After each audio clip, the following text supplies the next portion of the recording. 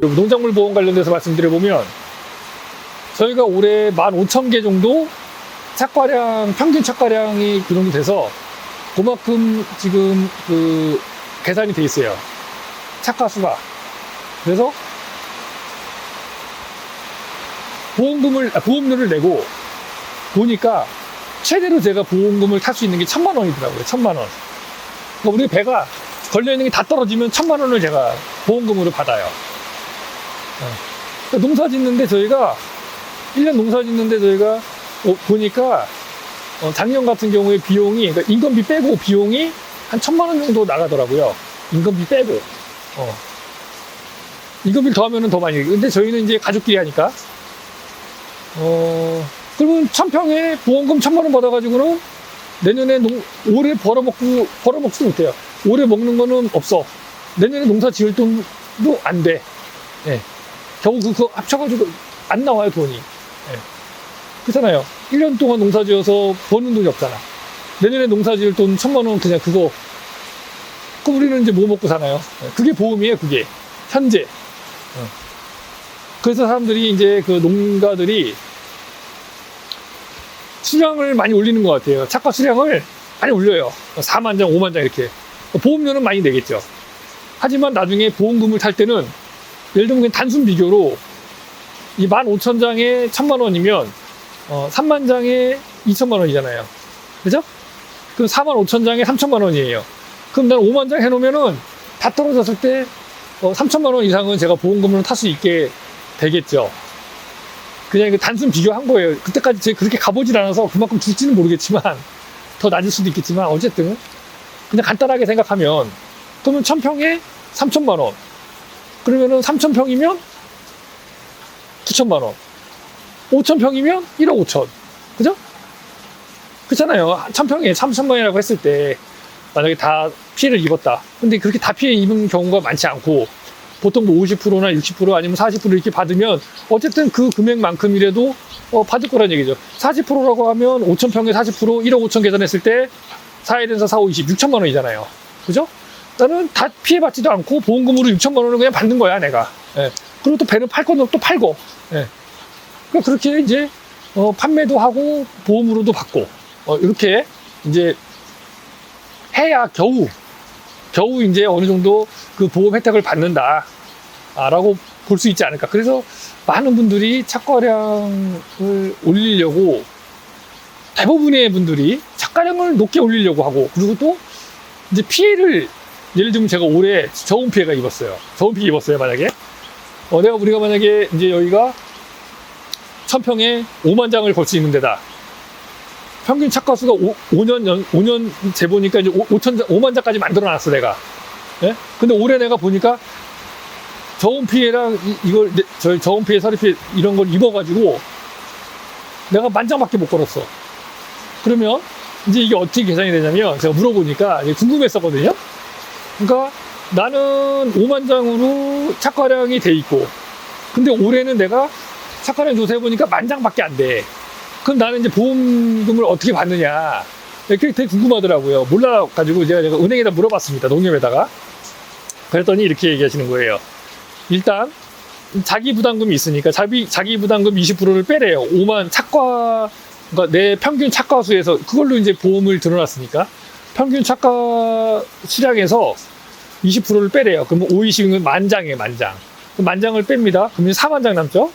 그럼 4만 장인데 이제 내가 올해 10,000장밖에 못 걸었어. 이제 착과량 조사도 하는데 10,000장밖에 안 걸렸다.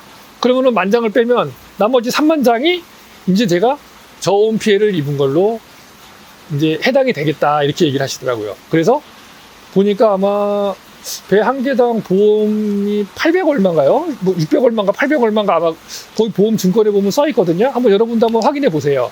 거기 보면 써 있으니까요. 그거랑 내가 예를 3만 개 곱하기 8만 원, 800원 이렇게 계산하면은 내가 받을 수 있는 보험금이 나와요. 그러면 38은 24, 24,400만 원인가요? 2,400만 원이 맞을 것 같아요. 그럼 난 10,000장 걸려있잖아, 10,000장. 10,000장은 또 내가 팔고. 근데 여기서도 또, 만약에 태풍이 와서 또 떨어졌다. 그럼 또 보험금 받는 겁니다, 또. 예. 그 나머지 10,000개에 대한 것도 또 태풍 피해로 또 이제 제가 받게 되는 거죠.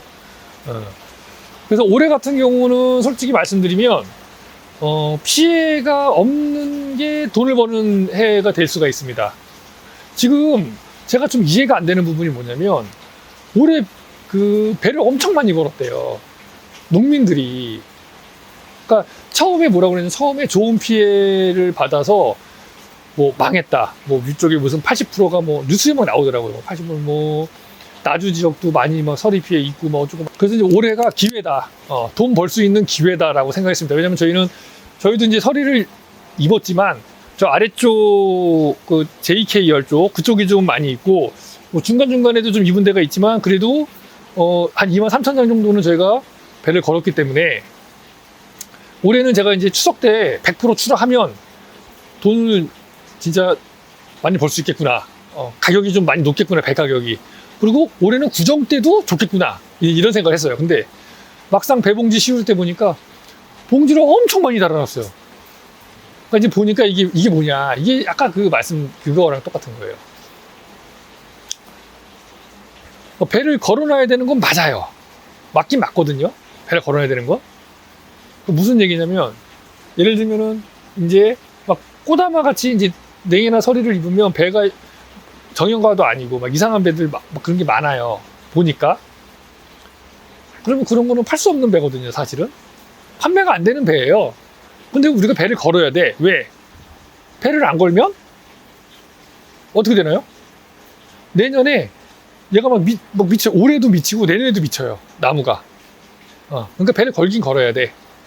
걸긴 걸어야 되는데 보니까 그 많이 걸렸지만 실상 정형과는 많지 않은 게 아닌가.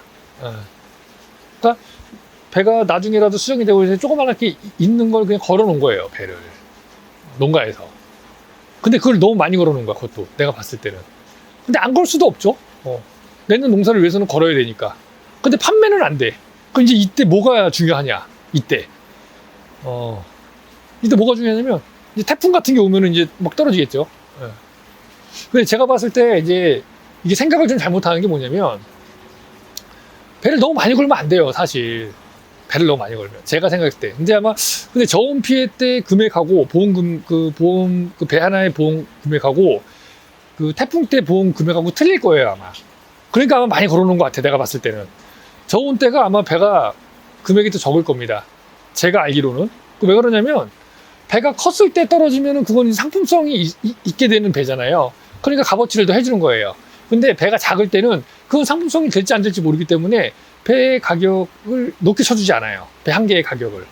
아마 다를 거예요. 제가 알기로는 그렇게 알고 있거든요. 그건 한번 따로 물어봐야 되는데, 그 농협에다 제가 한번 딱 물어봐서 나중에 또 한번 말씀드릴게요.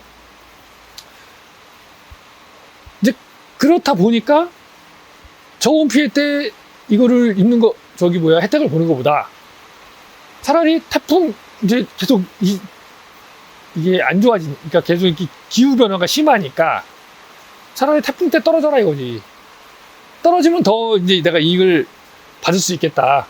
이제 이런 생각을 하는 농가가 있지 않을까. 그런 생각을 하는 농가들이 좀 많지 않을까. 제 생각에는. 물론 배를 달아야 되는 게 맞지만 제가 생각했을 땐 이러다가 태풍이 안 오면은요, 저 배는 다 못 쓰는 배입니다.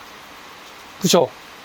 예를 들면 15가, 16가, 17가 이런 배들을, 그리고 모양이 동그랗지 않은 배의 기형가들을 가져간다고 해서 가격이 높게 나올 리가 없어요. 배가 아무리 없어도. 그래도 배 다워야지 금액을 주는 거지. 배답지가 않으면 배가 없어도 금액이 안 나올 겁니다. 왜냐면 작년에 보니까 추석이 빠르니까 경매장에 가서 이제 확인을 해보니까 대부분이 이제 이렇게 생각한대요. 농민들, 구매하시는 분들이 올해는 추석이 빠르니까 배가 맛이 없으니까 그냥 다른 과일을 해야 될 것 같아요. 이런 얘기를 많이 한다 이거죠. 그러니까 예를 들면 배도 마찬가지예요. 배가 정형과가 어느 정도 있으면 정형과를 사겠지만 정형과가 아니면 그냥 정형과 아니면 그냥 배 안 사고 다른 거 살게요. 다른 거 선물하죠 뭐. 이런 식으로 돌아갈 수가 있다는 거죠. 그래서 일단 제가 봤을 때는 뭐가 더 유리하지 않고 한지는 잘 모르겠습니다. 근데 만약에 이제 제가 서리 피해를 예전에 입었을 때 보면 저희는 뭐 배가 아예 없었어요. 없었으니까 4,000개밖에 못 걸었지. 근데 지금 보면은 배를 엄청 많이 걸어놨더라고요, 배를. 걸어놓은 데는 엄청 많이 걸어놨어요, 배를. 네? 근데 만약에 제가 어느 정도 이제 조금 서류를 읽고 어느 정도 좀 저기 했다 그러면 저는 그냥 적정 수준, 적정량만큼만 걸지 않았을까. 예. 그래서 일단은 저온 피해는 저온 피해대로 이제 보험 혜택을 받고, 그러다 나중에 또 태풍은 태풍이고, 어차피 못 팔아먹을 배 많이 걸어놔봐야 나머지 배들도 안 커요. 그러면 이제 무조건 다 손해거든요, 이게. 배가 커야 팔아먹을 수가 있는데, 또 이제 막 늦게까지 놔두면 또 크긴 하겠지만, 그래도 이제 그거는 좀 저기 한 게 아닌가. 그러니까 그런 생각이 듭니다. 그래서 저희가